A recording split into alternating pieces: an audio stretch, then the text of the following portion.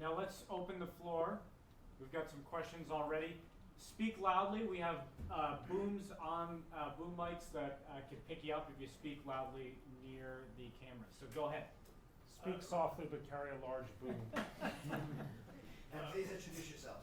My name is Hal Boyd. Roya, you ended with, we don't know what will come next. Bret, you started with by framing leadership as a missing ingredient to a revolution. Can you collectively nominate 2 or 3 candidates for leader of that revolution now? Second part, assuming that that leadership needs to be cultivated in exile, like it was in the last revolution, is there a role for U.S. policy here? I don't think it's a question of who. I think it's a question of what.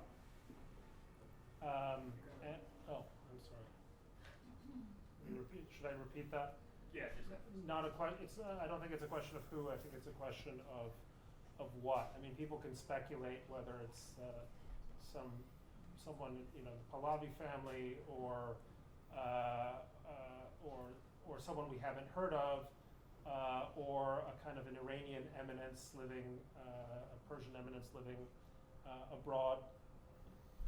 I don't think that's really for us to, I mean, the United States, one of the mistakes the United States had in Iraq was to sort of say, oh, it's going to be Chalabi, right? And so there was this kind of Chalabi buzz. And so it involved us in questions, I think, that were beyond our ken and beyond our proper prerogatives. What we want is a government that Iranians agree is a legitimate and hopefully representative government. I would also say this, one of the problems with Iraq is that we try to impose a 21st century government on a 12th century society. Not a great idea. In Iran, I would say right now you have a 12th century government on maybe not a 21st century society, but a 20th century society, right? So let's at least let's create a government that, whether it's in the 21st century or the 20th century, roughly reflects its own people. Its own people. I have there are some characters who have been very effective. How about this one, by the way?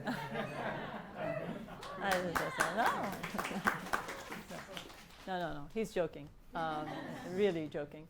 There are some characters who've been very effective in creating the sense of fearlessness that people have gained, which has been really important because there's amazing footage. I mean, I know that the streaming services on Netflix are very attractive, but so is the footage that's coming out of Iran on social media. And you see that there are people empty-handed, and they walk right up to somebody with a gun and full riot gear. It's incredible. It's stuff that I have never seen. So there have been figures who have been very influential in creating that sense of fearlessness. One of them is Masih Ali-Nejad. She did a lot of campaigns to get women to dare to take off their headscarves. That has been very important. But I don't see those figures who can take it from here and move it forward. I think they've been important in creating, what we see now.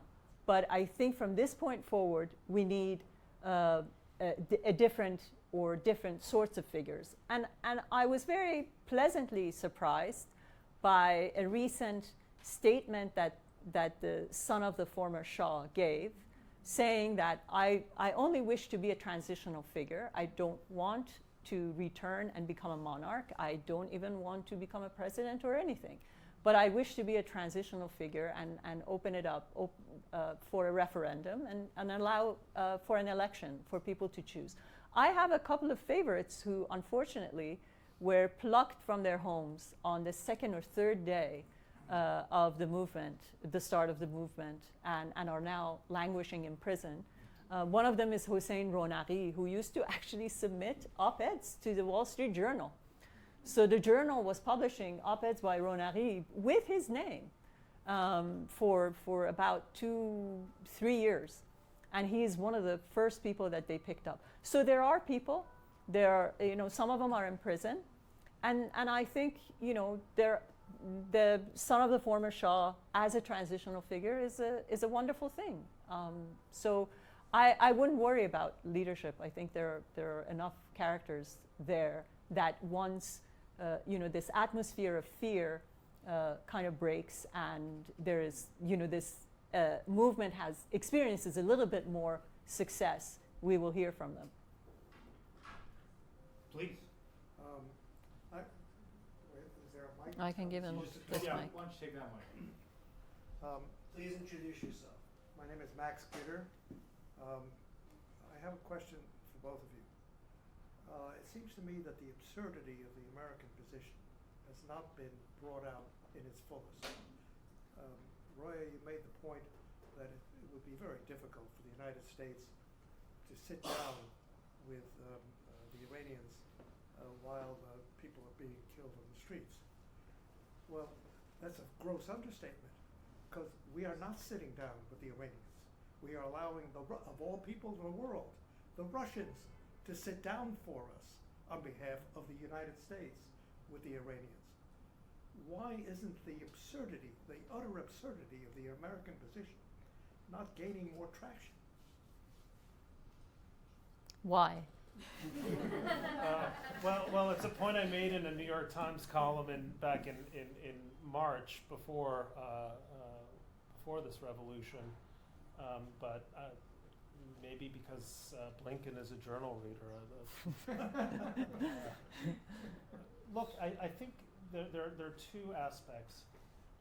One is the idea, there was a kind of brain deadness in terms of the administration's position on Iran, which is that our entire policy is about getting a nuclear deal back. There wasn't any kind of Yes.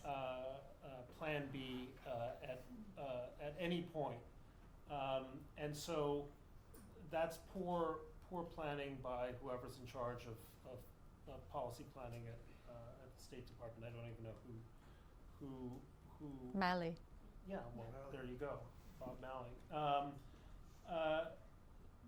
The other aspect, and maybe I want to make this point sort of to the younger people here, is that American self-loathing has become a kind of bipartisan foreign policy impulse. And it comes to the question that you asked, I think very astutely, earlier, that I get all the time, which is, we're just the people who screw it up. Well, compared to whom? I mean, compared to whom are we screwing it up? Now, we provided the Ukrainians with 18 of these HIMARS rocket systems, and they were able to turn the war around. Imagine if we provided another 18, for example, or UAVs.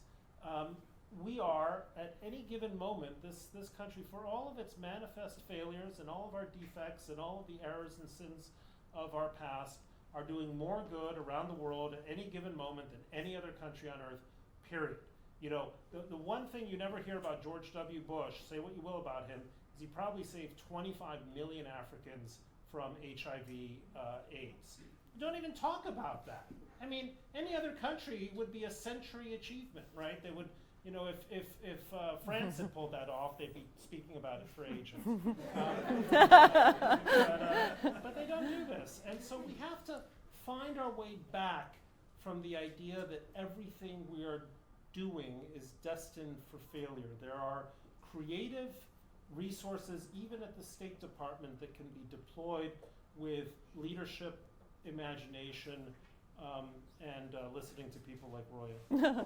So interestingly enough, I brought this up, some version of the point you just made, with Anthony Blinken, because under George W. Bush, the State Department started an initiative by giving funding to the cause of cultivating democracy in Iran.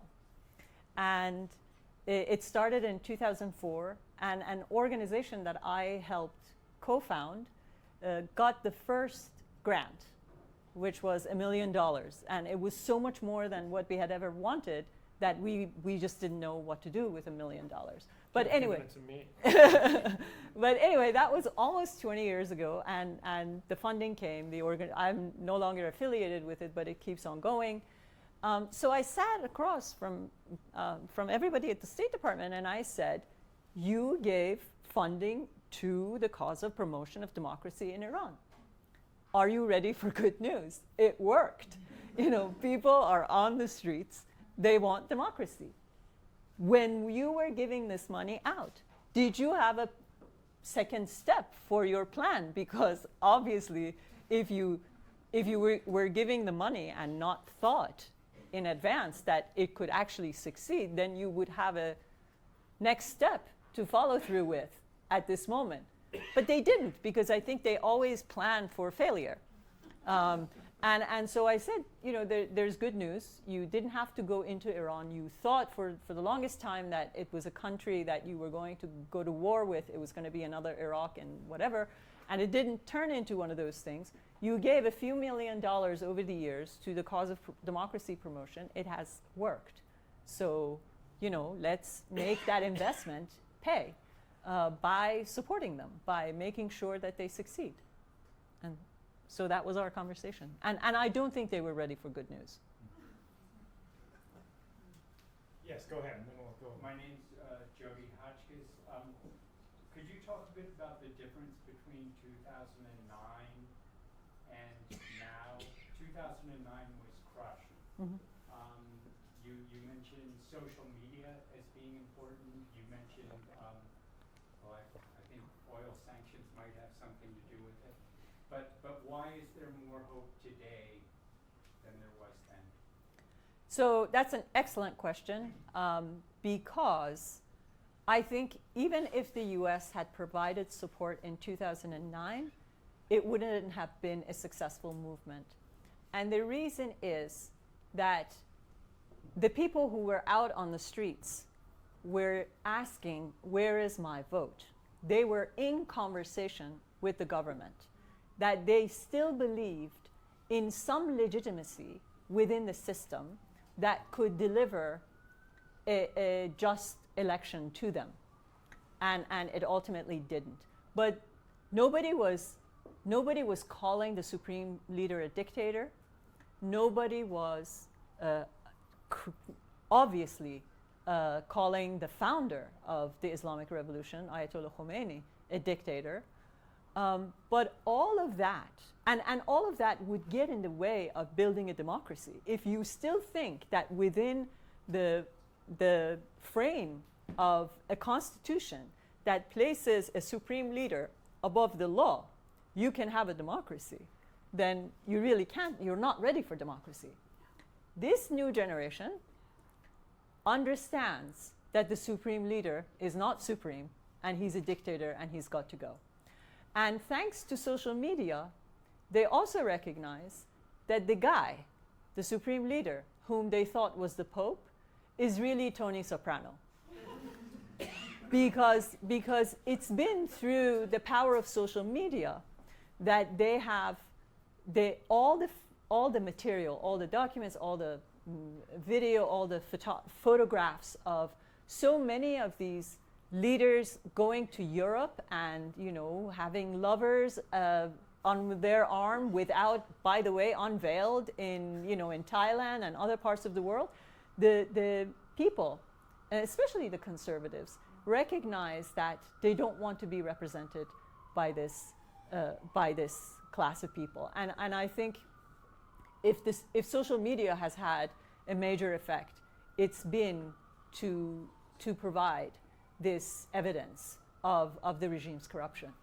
There's another aspect to that, which is that it's not an accident that the Soviet Union collapsed a little more than 40 years after the end of World War II. And that's because the victory in the Second World War was the sustaining myth and that provided a kind of foundational legitimacy for Soviet power in post-war Europe. So all of the leaders, not just Stalin and Malenkov, but then obviously Khrushchev, Brezhnev, Andropov, and Chernenko, for them, their idea of Soviet power was linked to this astounding moment in history when the Red Banner flew over the Reichstag in May of 1945, right? Gorbachev, no accident, comrade, was the first leader for whom World War II was not the formative memory. Here you have a kind of an aging out of the regime, because for a diminishing number of Iranian leaders was the revolution of 1979 their formative political experience. And for many of them, the formative political experiences were the brutality and corruption and self-dealing that typified the regime after 1979. So it's been delinked from that moment, which is why dictatorships tend to suddenly sort of collapse at certain moments, usually when the founding generation, or at least the children of the founding generation, have to hand the baton just because they're dying out to another generation. And that's the difference between 2009 and 2022. These 13 years are significant. The fact that the Supreme Leader is now gravely ill is another reason why there is more hope now than there was in 2009. Okay, we've got time for one more. I just want to finish isn't it a bit also of a perfect storm, meaning the economy being as dire as it is being part of this, or no? We have had economic uprisings and protests, but as far as I've followed, nothing about the economy has reflected itself within the slogans and the protests. It's all death to the dictator, and by the way, things much worse than death to the dictator that I can't repeat, because there is so much obscenity at the moment that they're, I think they're just trying to break the sanctity of the office of the Supreme Leader by uttering these obscenities. But yes, I mean, there's nothing other than death to the dictator, woman, life, liberty, and other slogans that really have been uniting the entire country. Obviously, the economic reasons are there, but it isn't what the protesters are actually articulating. Whereas we have had economic protests, the water shortages, and subsidies got slashed, and people came to the streets to protest, but not this time. And that's why I think this is, in every way, this is reflecting a true democratic shift in a subterranean way within the Iranian population that I have never seen. Yeah, I mean, one of the wisest statements attributed to Khomeini was, we didn't have a revolution to cut the price of watermelons, which is a really astute comment. Revolutions don't happen because people are poor. Actually, typically, they rarely happen then. Revolutions happen on account of a moment of moral indignation that crystallizes why people might be willing to risk their lives to overthrow a regime that humiliates them. Right, exactly. Yes, let's go with you for the last question. Sounds good. Hi, I'm Valerie Columnist. So I heard earlier Roya said that the government, that the U.S. government tends to be intellectually delayed when it comes to Iran and the region. And I was wondering, so we talked mostly about the government, but I was curious to know, is there anything that Western media gets wrong about these protests in particular? You're tricky because you know what I think about this. Well, I know before, but not Okay. Well, yeah, they get everything wrong. I mean, with the exception of Bret. But the important point to be made is this, and I hate to be an alarmist. I never am. I'm the biggest optimist there is. I mean, I go to Washington to meet with people believing that they're going to do everything that I'm asking them. But here's the alarmist idea, that the reason we as Americans keep repeating certain ideas about what the Iranian regime is made of and all that, they're divided between hardliners and reformists, and if we only lift the sanctions, the nation will be happy and there will be no problems. That it's only the American sanctions that has brought people to the streets, not the regime. These are narratives that Tehran has successfully peddled within the American public sphere, and they made their way to the American media, and then through CNN and everyone else to the rest of us. So we are at a disadvantage because we as Americans have 1,001 other things that we are thinking about. We are thinking about the environment, we're thinking about education, we're thinking about culture, we're thinking about so many things. The Iranian regime has only thought about one thing from day one: survival.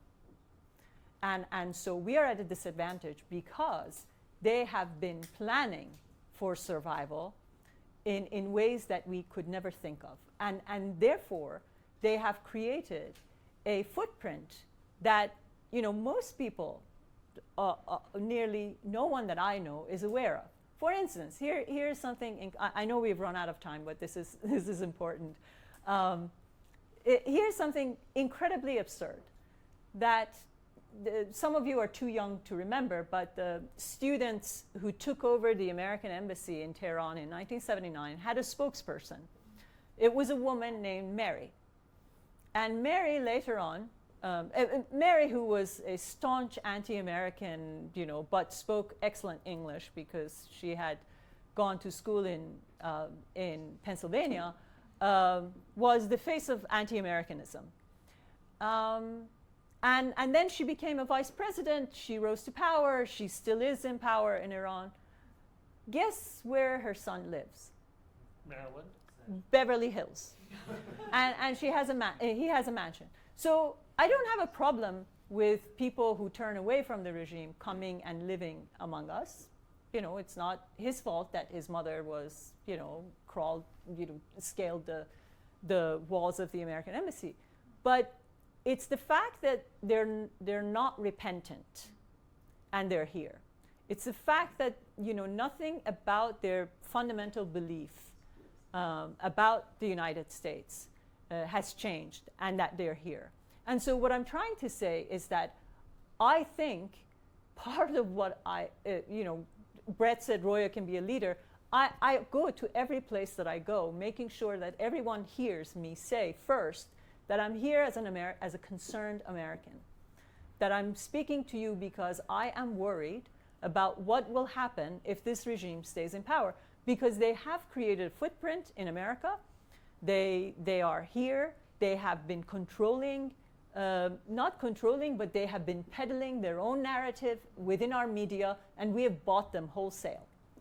And I think we should do everything in our power to help the demonstrators, in part because this footprint ought not to exist, because it's dangerous. Just very briefly, if I can speak for parts of the American media.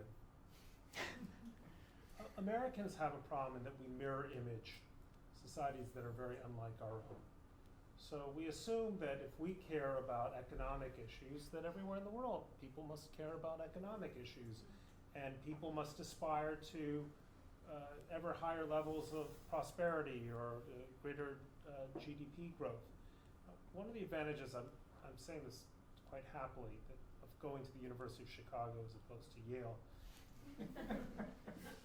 One advantage is an actual education. But I had to get that. Here. But the second advantage is at least a serious background in political philosophy, which allows you to understand that there are possibilities for the way in which people conceive of the good, which are radically unlike our own. And I actually think that studying Plato, Aristotle, the Greeks, opens your horizons to the possibility of a regime like Iran's that by its own conception is dedicated to a set of principles and a concept of virtue that is so different from ours. And so we're constantly projecting onto Iranian leaders and the Iranian people sets of desires which are not necessarily similar to ours. The other problem that the media has is that we look for evil in almost every corner except where it stares us in the face. And so it has been with this Iranian regime. All of a sudden, all these reports like, oh, this regime is terrible, you know? No kidding, right? You know, there was a person in Iran in 2009 who was busy writing these articles like, oh, Iran is this wonderful modernizing place. And then, of course, the election was stolen and Netta was killed in the streets, and he was like, oh, how could this be happening? I know who that is, but we'll leave it out. modernizing country. Same with Putin. I'm very proud that my first anti-Putin editorial was December 30th, 1999. I have an unbroken record of saying that this guy was terrible, but we refused to look at it. We refused to look at it because maybe we thought it would be clever to look elsewhere. Actually, the clever thing is to look at these regimes and understand what they are and to judge them accordingly and say so in clarion ringing tones. But the Iranian anti-imperialism also hasn't helped. Yeah. All the liberal media who want to embrace the anti-imperialism of, you know, the third world countries. So Let's thank these two and bring out Rabbi.